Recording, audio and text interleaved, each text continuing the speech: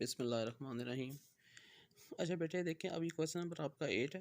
Find model number of heads for the following distribution showing the number of heads when 5 coins are tossed. ठीक है। Also determine the median. अब देखिए यहाँ पर एक group type data उन्होंने दिया हुआ है। ठीक है। अब बेसिकली यहाँ पर इन्होंने ऑर्गेनाइज फॉर्म में दिया हुआ, उन्होंने कहा 5 डिफरेंट हेड्स को उन्होंने टॉस किया है, तो उससे ये अकरेंस आई है, नंबर ऑफ ऑब्जर्वेशन आई है। वन जो सा है वो 3 टाइम्स 2 8 टाइम्स इस तरह करके आया है। ठीक हो गया। फाइंड मॉडल नंबर, यहाँ पर ज़रूरी नहीं होता कि एग्जैक्ट मॉड ही, यहाँ पर मॉडल नंबर आपके पास मॉड है वो आपने फाइंड करना है। ठीक है। आल्सो डिटरमिन मीडियन, और आपने ये भी फाइंड करना है, दोनों चीज़ें फाइंड करनी है। ठीक है। अच्छा, अब बेटे सबसे पहले आपने सिंपल इसको टेबल फॉर्म में बना लिया। क्लियर हो गया। ये आपका एग्जैक्ट उसी तरीके से जैसे आप टेबल अपना क्रिएट करते हो। ठीक है। ये आपके पास वो क्रिएट हो गया। अब मॉड जो सा होता है वो हम अनग्रुप डाटा में लिखते हैं ना कि most number of repeated value in a data. ठीक है। तो ग्रुप डाटा के अंदर इसको इस तरह हम एग्जामिन करते हैं कि ये आपके पास वो एक्स की वैल्यूज़ है ना। ठीक है।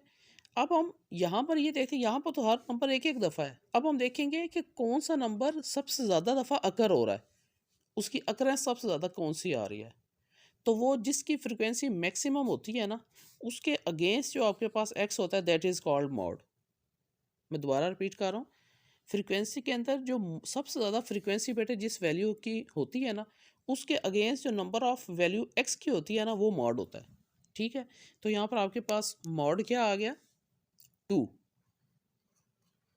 क्लियर हो गया। और यहाँ पर बेशक आप ब्रैकेट में लिख भी सकते हो कि इसके अगेंस्ट जो फ्रिक्वेंसी है, फ्रिक्वेंसी इज़ 8। ये और ज़्यादा क्लियर हो गया। ठीक है। अच्छा, अब इसमें इसके बाद है मीडियन। क्लियर। मीडियन का मैं आपको दोबारा बताता हूँ। मीडियन है, मीडियन हमेशा बेटे याद रखें, जब कभी भी आपने इस तरह ऑर्गेनाइज डाटा का मीडियन फाइंड करना, उसका फार्मूला होता है n by second observation. n by second observation. अब आपका सवाल होगा कि यहाँ पर ये n कहाँ से आ गया। तो बेटे आपको एक चीज़ मैं पहले बता दूँ, मैंने पहले भी आपको एक दफ़ा बताया था कि हमेशा याद रखें जो आपके पास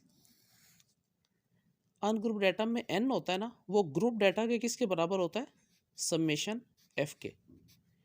आप समेशन f निकाल लो, यानी कि फ्रिक्वेंसी का टोटल निकाल दो, तो वो किसके बराबर होगा, वो n के बराबर होगा। ठीक हो गया। तो यहाँ से सबसे पहले हम इसका समेशन निकाल लेते हैं, मीन सबको ऐड कर लेते हैं। वो हमारे पास क्या आ गया, 8 और 3 11, 11 और 5 16, 16 और 4 20, तो 20 हमारे पास आ गया। क्लियर। अब हमने यहाँ से इसकी nth सॉरी ऑब्जर्वेशन निकालनी है। उसके लिए बेटा हमारे पास फार्मूला आ गया n बाय सेकंड ऑब्जर्वेशन। अब n आपके पास क्या आया है, यानी कि वही आया जितना समेशन f आया है, वो आ गया 20 डिवाइडेड बाय 2। ठीक है। ये ऐसे ही आ गया ऑब्जर्वेशन। अब वो देखें ये क्या आ गया, 10th ऑब्जर्वेशन आ गई ना, कटिंग हो गए। ठीक है। 10th observation. अब इसको भी बेटे समझ लें, इसमें बच्चे कहीं तो मिस्टेक कर देते हैं कि ये कैसे। अब 10th ऑब्जर्वेशन से क्या मुराद है, आपने फ्रीक्वेंसी में देखना है कि आपकी 10th ऑब्जर्वेशन कहाँ पे आ रही है। ये देखें, पहली क्या है आपके पास 3, 3 के अंदर 10 तो नहीं ना आता, 3 में 8 को क्या करें, ऐड करें। इसके लिए कई दफ़ा यहाँ पर एक कुछ स्टूडेंट्स नया खाना भी बना देते हैं कम्युलेटिव फ्रिक्वेंसी का, उसमें भी क्योंकि आपने फर्स्ट एज इट इज़ लिखना होता है, नेक्स्ट में 3 + 8 कर देते हैं। तो मैं यहाँ पर आपको वैसे भी बता रहा हूँ, 3 के अंदर 8 ऐड करें तो क्या आता है, 11।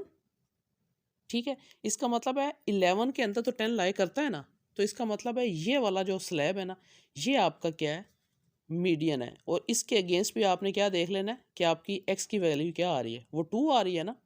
ठीक, मैं दोबारा बताता हूँ।